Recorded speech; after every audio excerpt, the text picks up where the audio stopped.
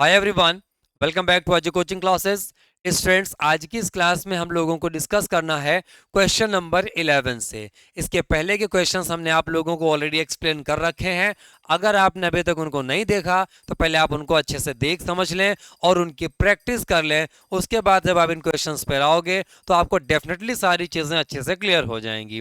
ठीक है भाई, तो चलिए बिना किसी टाइम को वेस्ट किए हुए स्टार्ट करते हैं क्वेश्चन नंबर 11 को, जिसमें उसने कहा a car has two wipers which do not overlap. एक कार है जिसमें टू वाइपर्स हैं। वाइपर्स आप लोगों ने डेफिनेटली देखा होगा, जो कार का शीशा साफ करते हैं। साफ करते हैं कि नहीं साफ करते? तो ये वाइपर मूव कैसे कर रहे हैं? इस तरीके से, ऐसे इतना जाते हैं बच्चों, समझ रहे हैं? ये इतना मूव करके ऐसे जाता है। ओवरलैप ना करने का मतलब एक दूसरे से टकराते नहीं है, एक दूसरे के ऊपर नहीं आते। ये वाला भी जो बच्चों आता है, जरा इसमें आपको बनाकर बता दें, कोशिश कर रहे हैं बताने की, है ना। बाकी आप लोगों को भी थोड़ी मेहनत करनी पड़ेगी समझने में। यहाँ पे बच्चों ये ऐसे वाइपर ये भी घूम के आ रहा है ऐसा। ये दो वाइपर आ गए कि नहीं आ गए?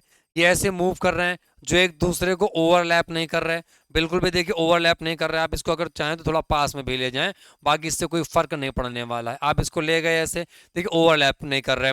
उसने कहा each wiper has a blade of length 25 centimetre. यहाँ पे हर एक वाइपर की ब्लेड की जो लेंथ है ना बच्चों, वो 25 सेंटीमीटर है। ठीक है। और उसने कहा है थ्रू एन एंगल ऑफ, लिखा है स्वीपिंग, कितना मूव कर सकते हैं, कितना एरिया स्वीप कर सकते हैं। तो एरिया की जगह उसने बताया एंगल है बच्चों 115 डिग्री। ये बच्चों 115 डिग्री तक मूव कर सकते हैं। तो क्वेश्चन ने कहा है find the total area cleaned at each sweep of the blades. Blades मतलब दोनों की बात कर रहा है ये। तो ये दोनों ब्लेड्स अगर एक बार मूव करेंगी तो कितना एरिया स्वीप कर देंगी, कितना एरिया साफ कर देंगी, इस बात को समझिएगा बच्चों। जब ये ऐसे करके मूव कर रहा है ना, तो ध्यान से देखिए बच्चों, एक सेक्टर बना रहा है ना, एक सेक्टर ये, दूसरा सेक्टर ये। कहने का मतलब है अगर आप इन दोनों सेक्टर का एरिया ऐड कर दो तो आपको पता चल जाएगा कि कितना एरिया स्वीप हो पा रहा है। ठीक है बच्चों, तो चलिए कैलकुलेशन स्टार्ट करते हैं हम लोग। यहां पे लिख देंगे radius of radius of sector. Radius of sector की जगह पे हम लिखेंगे ईच सेक्टर, ये ज्यादा बेटर रहेगा। Radius of each sector formed, जो एरिया बना है उसके लिए। तो बच्चों स्मॉल आर इक्वल्स हो जाएगा 25 सेंटीमीटर। ठीक। एंगल, अगर बच्चों एंगल निकालें theta equals, angle theta equals, तो ये बच्चों दे रखा है 115 डिग्री। अब जो उसने पूछा है वही हम बता देंगे। उसने कहा था फाइंड द टोटल एरिया, लिख देंगे द टोटल एरिया स्वेप्ट,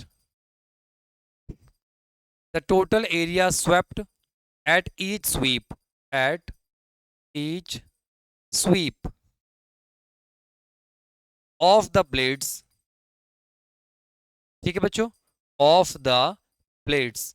तो बच्चों इसमें क्या निकालेंगे? 2 इंटू क्या, pi r square into theta upon 360 degree. तो 2 हो गया, पाई की वैल्यू बच्चों अलग से नहीं, तो 22/7।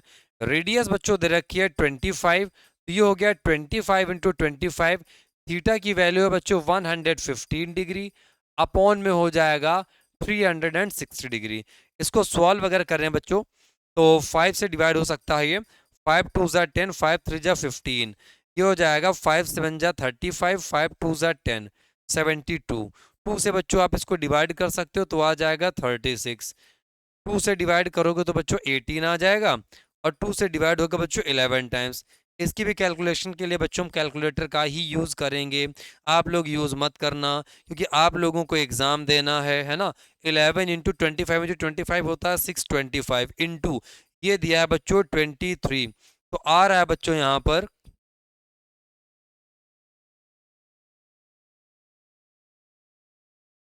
158,125 अपॉन में 18 7 जा 126 सेंटीमीटर स्क्वायर।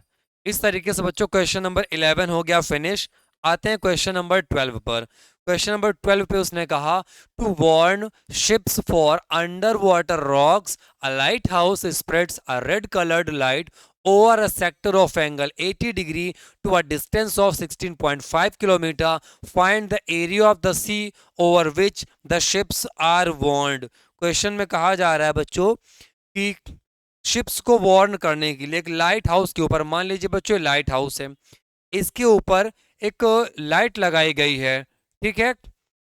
तो उसने कहा था कि रेड कलर्ड लाइट जो है एक सेक्टर पर स्प्रेड की जा रही है। जैसे यहाँ पर कोई लाइट लगी हुई है बच्चों, तो वो कितने एरिया कवर कर रही है, तो मान लीजिए वो यहाँ से ऐसे आ रही है और ये ऐसे कवर कर रही है, ऐसे ये, ठीक। ये एंगल कितना बना रही है, ये 80 डिग्री। और ये कितने डिस्टेंस तक जा रही है, तो 16.5 किलोमीटर, सॉरी बच्चों मीटर नहीं है, ये किलोमीटर, इतना किलोमीटर, और ये भी है कितना 16.5 किलोमीटर। कहने का मतलब है यहां पर ये लगी हुई होगी लाइट, तो ये ऐसे मूव कर रही है, ऐसे इतना मूव कर रही, ऐसे मूव कर रही है। अब आप इसको अगर इमेजिन करें तो यहाँ पर ऐसे लगी हुई है और ये रॉक्स को ऐसे दिखा रही है, या उसका जो रास्ता है ना ऐसे मूव करा के बता रही होगी, ठीक। क्योंकि बच्चों देखिए जो सी वाटर होता है ना, उसके या सी पर ही आपने देखा होगा या कभी पढ़ा होगा, तो उसमें आपको पता चला होगा कि एसएसटी वगैरह पे कि उसके अंदर अंडर वाटर रॉक्स होती हैं, और अगर शिप वहां से अगर टकरा जाएगा तो पलट जाएगा। तो वही वार्निंग देने के लिए लाइट हाउस पर एक रेड कलर की लाइट लगाई गई है जो 80 डिग्री एंगल पर मूव करती है और 16.5 किलोमीटर तक वार्न कर देती है। तो क्वेश्चन ने आपसे सिंपली इतना कहा है, ये वाला जो एरिया है ना ये आप निकालो, ठीक है। तो लिख देंगे यहाँ पे एरिया, लिख देंगे, यहां से एंगल से शुरू कर देंगे, जो रेडियस लिख देंगे, radius of the sector, radius of the sector formed. ये जो बच्चों सेक्टर बना है ना उसकी रेडियस स्मॉल आर इक्वल्स आ जाएगा बच्चों, ये हो जाएगा 16.5 किलोमीटर। इसके अलावा बच्चों उसने कहा 80 डिग्री है यहाँ पर, तो एंगल जो बना है थीटा इक्वल्स उसको लिख देंगे 80 डिग्री। तो उसने कहा था वो एरिया निकालिए, लिख देंगे area of the sea, area of the sea over which, same statement copy करेंगे, over which the ships are warned, over which the ships are warned, जिस पर शिप्स को वार्निंग दी जा रही है। वो बच्चों एरिया हो जाएगा pi r square into theta upon 360 degree. Pi की वैल्यू बच्चों अलग से बताई है 3.14 इंटू आर स्क्वायर, रेडियस है बच्चों 16.5, तो लिखना पड़ेगा 16.5 इंटू 16.5 इंटू थीटा की वैल्यू है बच्चों 80 डिग्री, अपॉन में हो जाएगा 360 डिग्री। जीरो से जीरो कैंसिल, 4 टू ज़ा 8, 4 9 ज़ा 36, 3 से डिवाइड हो जाएगा क्या, 6 5 11 1 12, हाँ हो जाएगा, 3 3 ज़ा 9, 3 5 ज़ा 15, 3 5 ज़ा 15, 3 से डिवाइड कराएंगे बच्चों तो 3 5 ज़ा 15, 3 5 ज़ा 15। इसके बच्चों कर लेते हैं हम लोग कैलकुलेशन और देखते हैं जरा आंसर कितना देता है। तो 3.14 ये आ गया, इंटू हो जाएगा 5.5 इंटू 5.5, यहाँ तक हो गया, इंटू हो जाएगा बच्चों 2, तो ये आंसर आ जाएगा बच्चों इसमें 189.97 इतने किलोमीटर स्क्वायर का एरिया ये बता पाएगा या वार्न कर पाएगा। तो बच्चों देखिए क्वेश्चंस काफी इजी हैं, टफ बिल्कुल भी नहीं है, थोड़ी सी कैलकुलेशन है जिसकी आपको प्रैक्टिस करनी है और आसानी से आप इन क्वेश्चंस को डेफिनेटली सॉल्व कर पाओगे, है ना। आगे बढ़ते हैं बच्चों जरा, देखते हैं क्वेश्चन नंबर 13। अब क्वेश्चन नंबर 13 में एक बात ये बताई गई, उसने कहा a round table cover has 6 equal designs as shown in the figure 11.11। जैसे कि बच्चों फिगर में शो किया गया है कि एक टेबल का कवर है जो राउंड शेप में है, इसमें 6 इक्वल डिजाइंस हैं, 1 2 3 4 5 6, ठीक है बच्चों। अच्छा, if the radius of the cover is 28 centimetre, इस कवर की जो रेडियस है वो बच्चों दे रखी है 28 सेंटीमीटर। देखिएगा जरा भाई, रेडियस इसकी है बच्चों 28 सेंटीमीटर, ये मैंने लिख दिया इस पे 28 सेंटीमीटर, और ये भी हो गया बच्चों 28 सेंटीमीटर। क्वेश्चन ने आगे कहा find the cost of making the designs at the rate of ₹0.35 पर सेंटीमीटर स्क्वायर। क्वेश्चन ने कहा इन डिजाइन्स को बनाने का कॉस्ट पता करिए। अब जो कॉस्ट दे रखी है बच्चों, वहीं से आइडिया लग जाएगा कि आपको करना क्या है इस क्वेश्चन में। रेट दे रखा है बच्चों पर सेंटीमीटर स्क्वायर, और जो स्क्वायर यूनिट होती है वो हमेशा एरिया निकलवाती है। इसका मतलब है पहले आपको बच्चों इन 6 डिजाइन्स का एरिया निकालना होगा, और जब बच्चों इन 6 डिजाइन्स का एरिया आपको मिल जाएगा तो इसके बाद आपको इस कॉस्ट से मल्टीप्लाई करा देना और क्वेश्चन हो जाएगा सॉल्व। पहले बच्चों इन डिजाइन्स का एरिया निकालते हैं जरा। एरिया के लिए आपको दो चीजें चाहिए होती हैं, एक तो रेडियस और दूसरा एंगल। क्या चाहिए होता है? एक तो रेडियस चाहिए होता है बच्चों, दूसरा एंगल चाहिए होता है। तो अब आप यहां पर देखिएगा, अगर आप इसके पार्ट करने बैठे हैं तो कितने पार्ट्स होंगे, जरा चेक करते हैं इसको। ठीक बच्चों, और इस क्वेश्चन को समझने के लिए इसके पहले के जितने क्वेश्चंस मैंने बताए हैं वो समझ में आना जरूरी है बच्चों। जब मैंने सबको मिला दिया तो जरा पॉइंट गिनते कितने पार्ट्स हुए, सॉरी इसके ये पार्ट्स गिनेंगे। ये 1 2 3 4 5 और 6 पार्ट्स हो गए ना। तो बच्चों हम लोग यहां लिख देंगे जरा जल्दी से, radius of each, radius of नहीं, रेडियस ऑफ ईच सेगमेंट लिख देते हैं। अच्छा बच्चों ठीक है, चल जाएगा। आइए, radius of each segment, her segment की रेडियस कितनी, तो आर इक्वल्स बच्चों ये तो हो गई 28 सेंटीमीटर। कोई डाउट तो नहीं है बच्चों? ये हो गया। लिख देंगे angle formed by sector, angle formed at the centre, at the centre by each segment.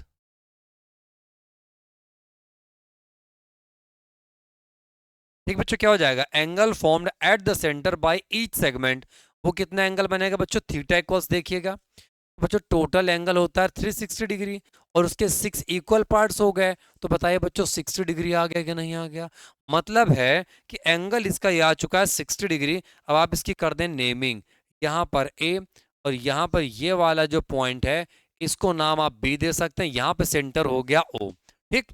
अच्छा बच्चों, अब आपको मैंने इसका कॉन्सेप्ट बताया है कि अगर आपको ये डिजाइन का एरिया निकालना है तो इस पूरे सेक्टर में से, आप इस सेक्टर देख पा रहे हो, ये जो पूरा सेक्टर है, इस पूरे सेक्टर में से अगर आप ट्रायंगल काट के निकाल दो, ये वाला ट्रायंगल काट के निकाल दो, तो बताओ ये सेगमेंट का एरिया मिलेगा कि नहीं मिलेगा? बस यही काम करना है। तो सेक्टर ये दिया हुआ है, लेकिन उसके पहले बच्चों क्वेश्चन ने आपसे बताया कि ये एंगल कितना 60 डिग्री है। क्वेश्चन ने क्या बताया, हम लोगों ने लिखा भी कितना, ये एंगल 60 डिग्री है। और बच्चों अगर ये एंगल 60 डिग्री है तो ओ ए और ओ बी एक रेडियस है, ओ ए बी ट्रिएंगल में ओ ए और ओ बी सर्कल के रेडियस हैं, तो ये दोनों एंगल्स बच्चों इक्वल होंगे ना। अगर ये x डिग्री है तो ये वाला भी x डिग्री होगा, तीनों एंगल्स का सम होता है 180 डिग्री। बच्चों सेम कॉन्सेप्ट मैंने आप लोगों को पढ़ाया हुआ है, सेम कॉन्सेप्ट ये बताया हुआ है आप लोगों को। ठीक है, तो पहले यहाँ हमें थोड़ी सी कहानी लिखनी पड़ेगी। तो एंगल ओ हम इसको कह सकते हैं, एंगल ओ आ गया 60 डिग्री। बट यहाँ पर हम लोग एक बात लिख सकते हैं, angle O plus angle A plus angle B equals होता है 180 डिग्री। रीजन लिख दीजिएगा। ठीक, क्या लिख देंगे आप? Sum of all angles in a triangle is 180 degree. तो ये बच्चों हो गया 60 डिग्री। एंगल ए को हमने x कह दिया, एंगल बी को हमने x कह दिया, इक्वल्स हो जाएगा 180 डिग्री। यहाँ पे 2x डिग्री इक्वल्स 60 को उधर भेजेंगे 120 डिग्री। तो x की वैल्यू आ गई बच्चों 60 डिग्री। इसका मतलब है so angle O equals angle A equals angle B कितना हो गया बच्चों? ये सभी के सभी 60 डिग्री हो गए कि नहीं हो गए? अब बच्चों देखिए, अगर ये हो गया 60 डिग्री, अब हम लोग काम कर सकते हैं, लिख सकते हैं so triangle OAB is an equilateral triangle. ठीक है बच्चों, ये क्या हो जाएगा? ये हो जाएगा एक इक्विलैटरल ट्रायंगल। और अगर इक्विलैटरल ट्रायंगल हो गया तो अब क्वेश्चन को सॉल्व करना इजी हो गया, क्योंकि इक्विलैटरल ट्रायंगल का डायरेक्ट एरिया निकालने का फॉर्मूला होता है, या फॉर्मूला निकालने का डायरेक्ट, फॉर्मूला निकालने का नहीं बच्चों, एरिया निकालने का डायरेक्ट फॉर्मूला होता है। ठीक है, तो हम लोग लिख सकते हैं area of each design, area of each design, हर डिजाइन का एरिया बच्चों, तो इक्वल्स में आ जाएगा area of sector, area sector O A B minus area triangle या area equilateral triangle O A B. ठीक है, area sector O A B क्या होता है, pi r square into theta upon 360 degree, और ये होता है √3/4 इंटू साइड स्क्वायर। ठीक बच्चों, पाई की वैल्यू बच्चों इसमें दे रखी है क्या, नहीं दे रखी है कहीं भी, तो कोई बात नहीं, 22/7 इंटू आर स्क्वायर। रेडियस की बात करें बच्चों, आर आर आर आर, तो ये हो जाएगा 28, 28 इंटू 28, थीटा की वैल्यू बच्चों 60 डिग्री, ये देखिए दी हुई है, अपॉन में आ गया 360 डिग्री, है ना, और minus √3/4 into side square, side है बच्चों 28, तो हो गया 28 इंटू 28, 4 7 जा 28, 7 4 जा 28, 60 से 6 टाइम्स डिवाइड हो गया, 2 से 2 3 जा 6, 2 2 जा 4, बच्चों ये आ जाएगा अपने पास, ज़्यादा कुछ बच तो नहीं रहा, 28 2 जा 56, 56/3 आ जाएगा, 56/3 आ चुका है बच्चों ये, नहीं अभी ये 22 रह गया है बच्चों, है ना, तो ये आ जाएगा 22 इंटू 56 अपॉन में 3 minus 28 into 7 into √3, 28 into 7 into √3।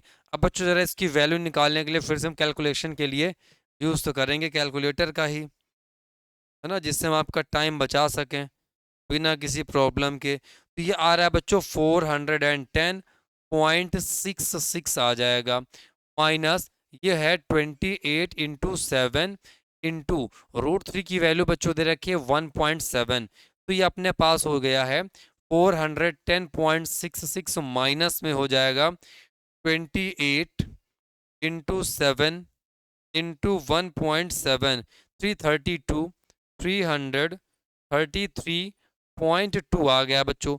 जरा सब्ट्रैक्ट कर देते हैं 410.66 से 333.2 को, तो ये आ जाएगा बच्चों इसमें आंसर 77.46, इतना क्या, सेंटीमीटर स्क्वायर।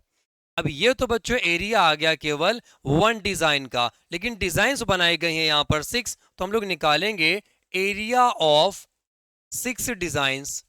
ठीक बच्चों, एरिया ऑफ 6 डिजाइंस, 6 डिजाइन का एरिया कितना होगा, तो वन डिजाइन का एरिया आया था 77.46, 6 का मल्टीप्लाई करा देंगे इतने सेंटीमीटर स्क्वायर, तो देखिए जरा ये कितना आने वाला है, 77.46 मल्टीप्लाइड बाई 6, तो आ जाएगा 464.76 इतना सेंटीमीटर स्क्वायर। ठीक है बच्चों, आप लोग कैलकुलेटर के भरोसे मत रहिएगा, एग्जाम में कैलकुलेटर नहीं मिलेगा, उसकी प्रैक्टिस आपको अभी करनी पड़ेगी, है ना, प्रैक्टिस में ही। तो आप लोग कोशिश करिएगा कि आप लोग हाथ से ही कैलकुलेशन करें। ये हो गया बच्चों एरिया ऑफ 6 डिजाइन, लेकिन एरिया नहीं, आपको टोटल कॉस्ट निकालनी थी, तो 1 स्क्वायर सेंटीमीटर के लिए 0.35 रुपीज आ रहा है, तो आप देखिए इतने स्क्वायर सेंटीमीटर के लिए ज्यादा का कॉस्ट आएगी ना, लिख देंगे so total cost of making 6 designs, of making 6 designs, ये बच्चों इक्वल्स आप देखेंगे तो हो जाएगा ₹0.35 इंटू 464.76। चलिए भाई इसमें भी जल्दी से हम लोग करा देते हैं, इसका मल्टीप्लाई इंटू 0.35, तो ये आ जा रहा है बच्चों अपने पास में ₹162.666। तो आप बच्चों इसको सिंपली राइट कर सकते हैं 162 पॉइंट, लास्ट डिजिट 5 हो या 5 से ग्रेटर हो, इसके पहले वाले में 1 ऐड कर देते हैं, इतना आ जाएगा बच्चों अप्रॉक्स। ठीक है, एग्जैक्ट वैल्यू नहीं आई है, ये ये अप्रॉक्स है। आंसर शीट में बच्चों यहाँ 7 की जगह 8 दिया हुआ है, तो उससे कोई इश्यू नहीं है, क्योंकि अगर आप ज़्यादा प्रिसाइज कैलकुलेशन करते, यहाँ पे पॉइंट के बाद सब में 2 डिजिट की जगह 3 डिजिट लेते आप, है ना, यहाँ कैलकुलेशन पे, तो वो भी पहुंच जाता, तो उसकी कोई आवश्यकता नहीं है, इतना आंसर आपका सही है। ठीक है बच्चों, तो इस तरीके से अभी हम लोगों ने क्वेश्चन नंबर 13 सॉल्व कर लिया। आते हैं बच्चों क्वेश्चन नंबर 14 पर। नंबर 14 कह रहा है tick the correct answer in the following. इसमें आपको करेक्ट आंसर को टिक करना है। क्वेश्चन ने कहा है कि सेक्टर का एरिया चाहिए, एंगल पी होना चाहिए और रेडियस सर्कल की आर होनी चाहिए।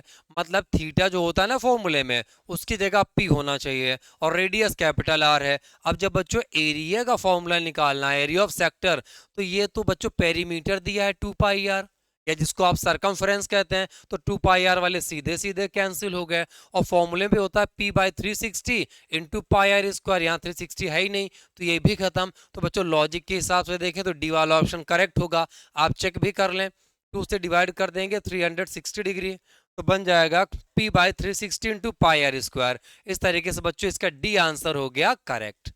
ठीक है बच्चों, तो आज की इस क्लास में हम लोगों ने बचे हुए क्वेश्चंस को भी फिनिश कर लिया। उम्मीद है आपको ये सारे क्वेश्चंस अच्छे से क्लियर हो गए होंगे, और अगर आपने थोड़ी सी प्रैक्टिस कर ली तो इससे क्वेश्चन हमेशा के लिए आपके माइंड में फीड भी हो जाएंगे। ठीक है स्टूडेंट्स, तो इस क्लास में रखते हैं हम लोग इतना ही। मिलेंगे आप सभी लोगों से नेक्स्ट क्लास में, तब तक के लिए जय हिंद everyone and bye bye everyone.